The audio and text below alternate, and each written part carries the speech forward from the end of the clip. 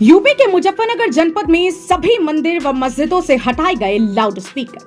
कर्नाटक में मस्जिद पर लगे लाउड स्पीकर हटाने का विवाद चर्चाओं में आने के बाद सुप्रीम कोर्ट ने उत्तर प्रदेश में सभी धार्मिक स्थानों पर लाउड स्पीकर बैन करते हुए उन्हें उतारने का आदेश जारी किया है। सुप्रीम कोर्ट के आदेश के बाद आज मंगलवार दोपहर से यूपी के मुजफ्फरनगर में जिला प्रशासन और पुलिस द्वारा जनपद के सभी मंदिर, मस्जिद और गुरुद्वारों से लाउड स्पीकर उतारने की मुहिम चलाते हुए जनपद के अधिकतर धार्मिक संस्थानों से प्रशासन द्वारा लाउड स्पीकर उतार दिए गए हैं। जिला प्रशासन की इस कार्यवाही के चलते कई जगह लोगों ने खुद पहल करते हुए मंदिर, मस्जिदों से लाउड स्पीकर और साउंड सिस्टम को या तो उतार लिया है या फिर बंद कर दिया है। सुप्रीम कोर्ट के इस आदेश के बाद जहां मुस्लिम और हिंदू समाज के लोगों ने सुप्रीम कोर्ट के फैसले को सही बताते हुए इस आदेश का स्वागत किया है, वहीं मस्जिद के इमाम साहब खालिद साजिद ने कहा कि देश संविधान से चलता है और हिंदुस्तान का संविधान हमेशा न्यायप्रिय रहा है। देश में बढ़ते ध्वनि प्रदूषण को लेकर सुप्रीम कोर्ट ने जो गाइडलाइन जारी की है, हम उसका स्वागत करते हैं, लेकिन कहीं ना कहीं इस आदेश को उस समय जारी किया गया जब देश में रमजान का महीना चल रहा है। हम लोग नमाज पढ़ते वक्त किसी भी तरह का शोर शराबा या लाउड स्पीकर का प्रयोग नहीं करते हैं, लेकिन दोपहर की नमाज के वक्त लाउड स्पीकर से अजान की जाती है, जिससे मुस्लिम धर्म को मानने वाले लोग अजान को सुनकर सुबह उठते हैं और नमाज पढ़ते हैं। रमजान के महीने में भी सुबह लोगों को शहरी के लिए उठाया जाता है। जब लाउड स्पीकर या साउंड नहीं था तब मुनादी कराकर या फिर आतिशबाजी कर लोगों को जगाया जाता था। उसके बाद लाउड स्पीकर आ गया तो उसका सहारा लिया जाने लगा।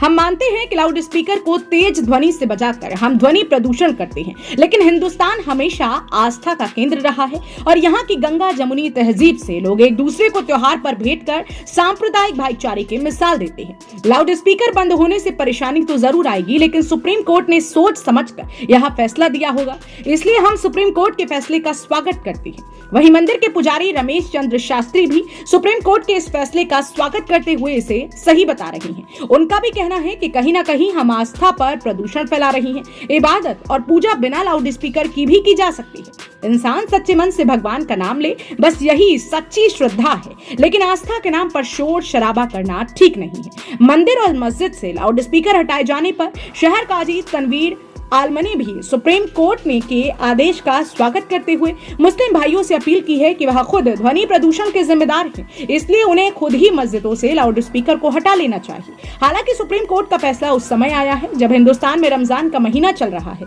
लोगों को शहरी के लिए लाउड स्पीकर पर अजान कर उठाया जाता है। लाउड स्पीकर बंद हो जाने से कहीं ना कहीं परेशानियां तो जरूर आएंगी, लेकिन अपने मुल्क के पर्यावरण और सलामती के लिए हम सुप्रीम कोर्ट के इस आदेश का स्वागत करते हैं।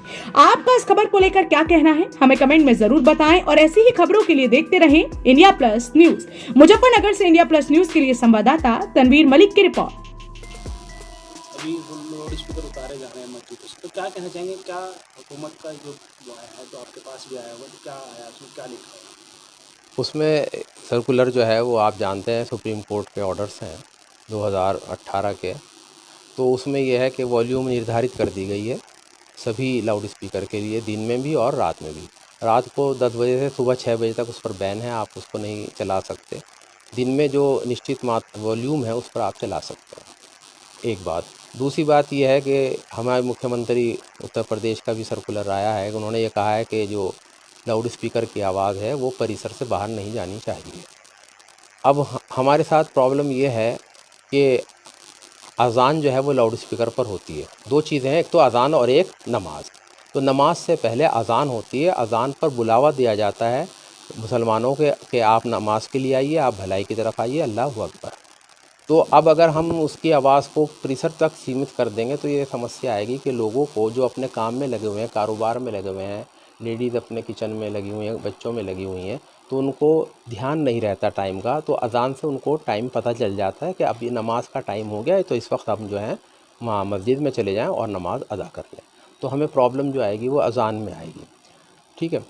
दूसरे जो नमाज होती है, जो छोटी मसाजिद हैं तो बिना लाउड स्पीकर के हो जाती है, और बड़ी मसाजिद में जो है वो अंदर लाउड स्पीकर लगा हुआ है, तो कोई दिक्कत उसमें नहीं होगी कि वॉल्यूम हम बिल्कुल उसे कम कर लिए। पहले भी कर ली थी जब शुरू में, और अब भी कर ली है, हटा भी रहे हैं लोग। अब क्योंकि सरकार का आदेश है, जिस देश में रहते हैं उस देश का कानून मानना हमारी जिम्मेदारी है, और हर जो सभ्य नागरिक है उसको कानून का पालन करना चाहिए। तो क्या लगता है कि सरकारें बेवजह थोप रही है इस तरह की, क्योंकि मस्जिद और उन पर धार्मिक आस्थाओं को चोट पहुँचाने का काम किया जा रहा है? देखिए, धार्मिक आस्था की बात तो मैं शायद यूँ नहीं कहूँगा, क्योंकि सभी के लिए लागू हो रहा है। तो और बस इतना ही मैं कहूँगा, जैसा अब रमज़ान का महीना चल रहा है, तो इफ़्तार जब रोज़ा शुरू होता है शहरी में, और जब रोज़ा खुलता है शाम के टाइम सूरज डूबने के बाद, तो लेडीज़ ख़ास तौर पे अज़ान की आवाज़ सुनकर ही रोज़ा शुरू करती हैं और रोज़ा खोलती हैं, तो उनके लिए परेशानी तो आएगी। दूसरी चीज़ है, ध्वनि प्रदूषण की बात की जाती है। आपको ने देखा होगा, और आपके शायद किसी के पास भी हो, वो बाइक आ रही है, एक ऐसी पटर पटर बोल के चलती है कि जब वो चलती है मैं तो सड़क पे एक तरफ हो जाता हूँ कि पता नहीं कहाँ चढ़ जाएगी। तो प्रदूषण की जो बहुत सारी चीज़ें हैं उनको भी तरफ सरकार को ध्यान देना चाहिए।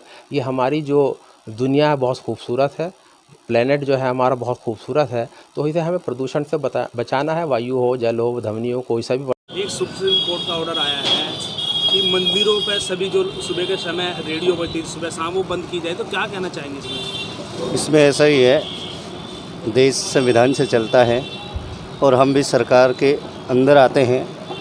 जैसा कि सुप्रीम कोर्ट में सबसे बड़े जज बैठते हैं, जिन्हें हम जो है कि शिक्षा के विद भी कहते हैं। अगर उनको कहीं अच्छा लगता हो, कोई उन पे कंप्लेंट गई हो किसी भी प्रकार से, और हमारा भी धर्म यही है कि हम न किसी को परेशान करते हुए अपनी धार्मिक भावनाओं को सदैव बनाने रखने के लिए अपने जैसे सुप्रीम कोर्ट के आदेश हैं वैसे ही हम लोग चलेंगे। हम अन्यत्र कोई ऐसी आवाज़ नहीं उठाएंगे कि सुप्रीम कोर्ट सबसे बड़ा कोर्ट होता है।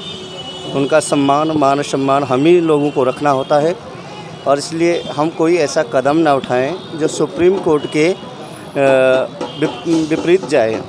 और इसी से मैं आग्रह करता हूं सभी लोगों से, जो लाउड स्पीकर बजते थे वो ऐसा था कि एक धार्मिक मोहल्ले पड़ोस के लिए धार्मिक भावनाएं जगाने के लिए, कि प्रातः उठें, मंदिर आएँ, दर्शन करें, भक्ति भाव जगाने के लिए, ना कि किसी को परेशानी करने के लिए हम लोगों ने लाउड स्पीकर लगाए हैं। जी करेंगे, हम सब करेंगे, क्योंकि हम लोग अगर पालन नहीं करेंगे तो कौन करेंगे, हैं? तो इस एक आदेश आया जिसमें मंदिर मस्जिद से लाउड स्पीकर हटाए जा रहे हैं। मुजफ्फरनगर में भी आज कई मंदिर मस्जिदों से लाउड स्पीकर हटाए जा रहे हैं। तो क्या कहेंगे, किस तरह का ये जो आदेश आया है और इसे किस तरह से आप देख रहे हैं? देखिए, सुप्रीम कोर्ट के आदेश पर जो है उस पर तो कोई टिप्पणी भी नहीं की जा सकती, और जो सुप्रीम कोर्ट ने हुक्म किया है उसको माना जाएगा। अलबत्ता हमारा मुल्क जो है वो मोहब्बत, आस्था, प्यार, ताल्लुक़, इन सब चीज़ों का मुल्क है। ठीक है, हम मानते हैं इस बात को, अमल भी किया जाएगा उस पर कि जो सुप्रीम कोर्ट का ऑर्डर है उसके ऊपर मुकम्मल तरीके से अमल हो। कुछ चीज़ें हैं जिनका मानना तो पड़ता है, जब बड़ा कोई हुक्म करता है तो उसको मानना तो पड़ता है, लेकिन दिल से एक आवाज़ भी उठती है कभी कभी